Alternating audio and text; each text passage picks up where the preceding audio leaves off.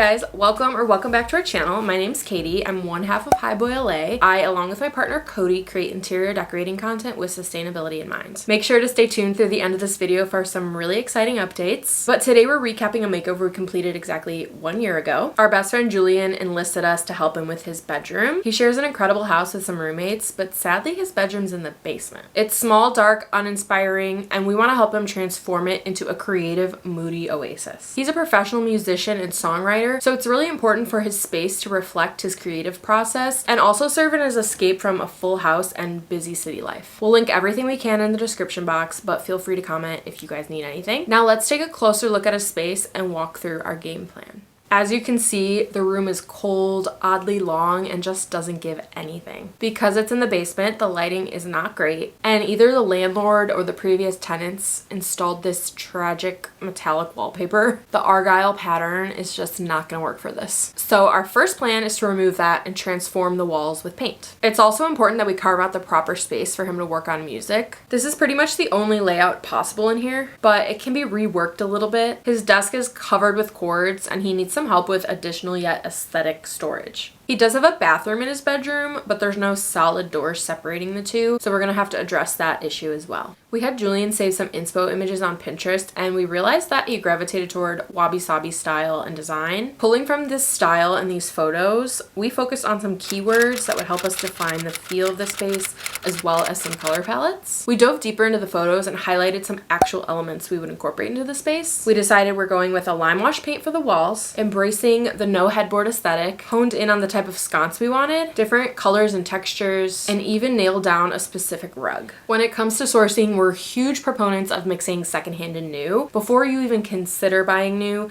we always recommend checking Facebook Marketplace or OfferUp or Craigslist. You'll be so pleasantly surprised with what you can find if you're not already in the loop. For Julian's bedroom, we found this exact IKEA lamp that he wanted. We saw it in the store and I think it was $350 or $375. We found it brand new, barely used on OfferUp for $75, which is a fraction of the price. We also found this really cool rattan wood desk that was originally sold at World Market for much cheaper. We're proud to say all of the furniture in this space is secondhand. We found the queen bed frame, desk chair, floor lamp, and nightstand, all for under $350 total. That is insane. We're so happy with these finds and everything is starting to fall into place. Next up is the hard part. We're gonna remove the wallpaper and start lime washing the walls. Let's get into it.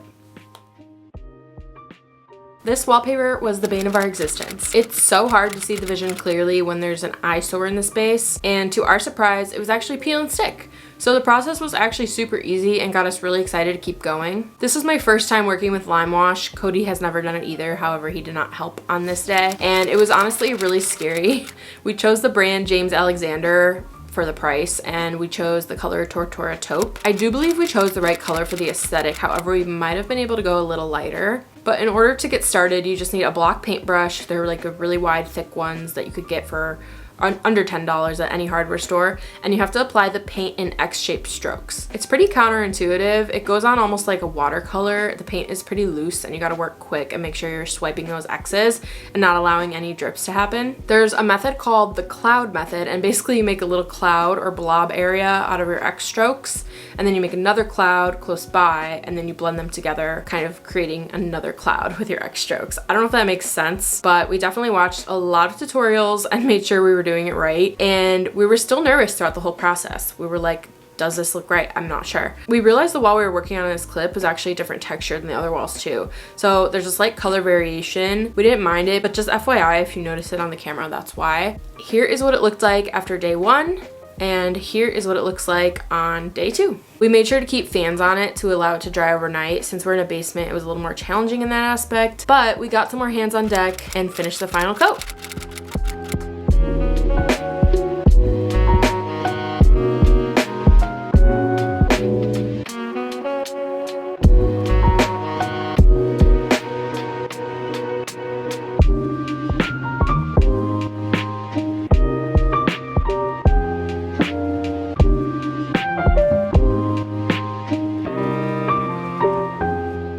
It's now day 2 and we're ready to bring the furniture in. And we're gonna stick with the original layout because the bed can only go one way in here. Next is the rug, and this makes the space feel so real and it's really starting to come together. It's the only pattern we're using in here, and also the pop colors tie in so nicely with his other decor. Now the nightstand is in and we are pumped. Next level in here.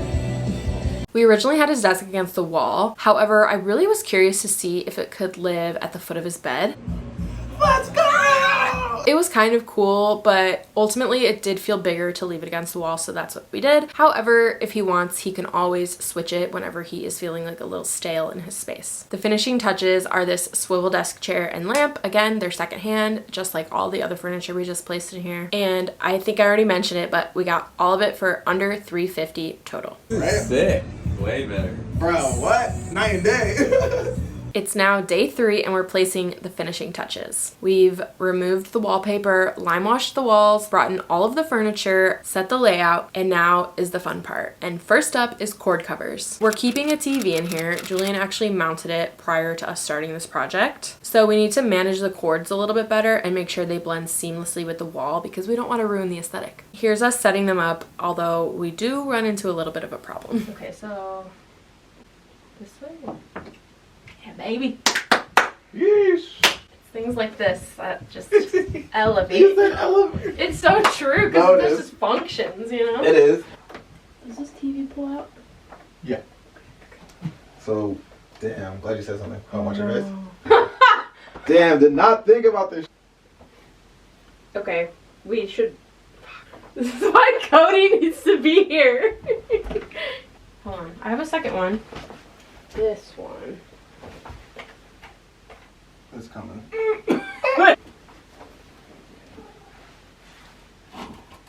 could probably take this off though. It hasn't been set that long. That adhesive is good. Oh! You got it? Yeah, it's not that bad. Okay. Okay. This wall is getting just more and more texture. Okay. As I like to call it, character. Wait. I gotta play it for you. You know who also loves honey? Who? Carissa. Tell me where. Is this good? Should it go under the bracket? Wait, let's put it here. Let's close it real just quick. be careful because there's adhesive on it. I'm just gonna look. Yeah, it should definitely go. I feel like it needs to go like right here. Perfect.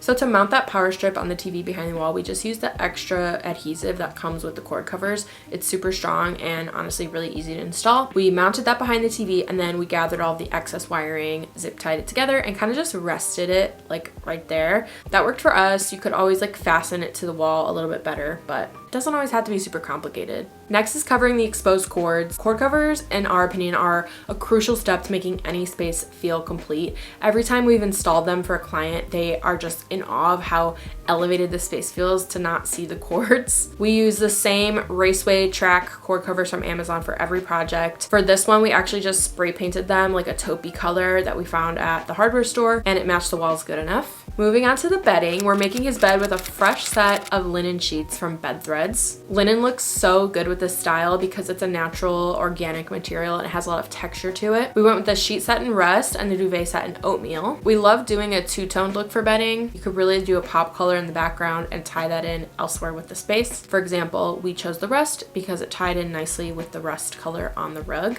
And then the other good thing about linen is that it gets better over time. So with each wash, it gets softer. This looks 1,000 times better. Here we're framing some of Julian's Picasso art prints. He got the frames from Michael's, and we're figuring out the best placement for them and creating like a mini gallery wall above his nightstand and to live below his one window. Next up is the fun part. We're adding this super cool wall light / sconce from Gantry. This is a super good renter-friendly option. There's so many good plug-in sconces on the market now, and even with that cord hanging down, as long as you pull it taut, it looks great. Go to the left real quick. To the right. I think there is good.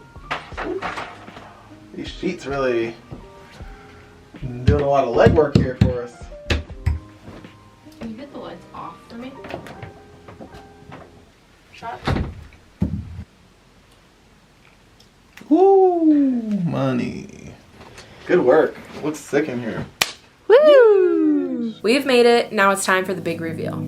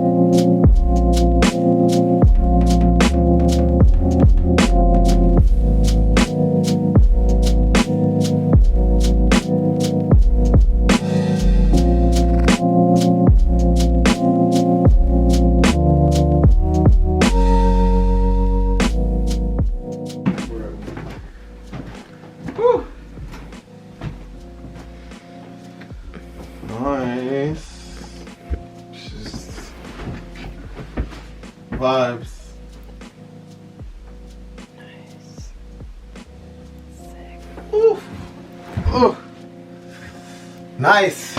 We're done. We're done. We did it. We did it. We did it, Joe. We did it.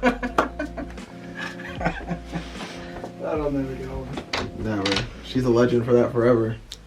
And that concludes this makeover. Let us know what you guys think down in the comments. We're super proud of this transformation, and I think we really nailed the vibe. And of course, we're so grateful to our good friend Julian for letting us help transform his basement bedroom. We've been friends for such a long time, and it was so fun to work on a project like this together. Cody and I do house projects all the time, so we know what it feels like to pour love into your own space, but to do it for someone else and to see how much better they feel in their space afterwards is just so rewarding to me and is so satisfying. It's one of the reasons I do what I do. Anyway, as always, we really appreciate your feedback. Feel free to leave a comment, or if you need links to anything, just let us know. Our comments are always open, but thank you for being here. And I know I promised a special update, and today is a really exciting day because we launched not only our website, highboya.com, but we launched virtual interior decorating packages. This is something that we've been asked about for years. We really wanted to take our time and create services that just hit. So we're going to be able to work with you guys virtually, either on a single-use space or a multi-use space. What you'll get is a fully custom, downloadable plan for your space. Helicopter break.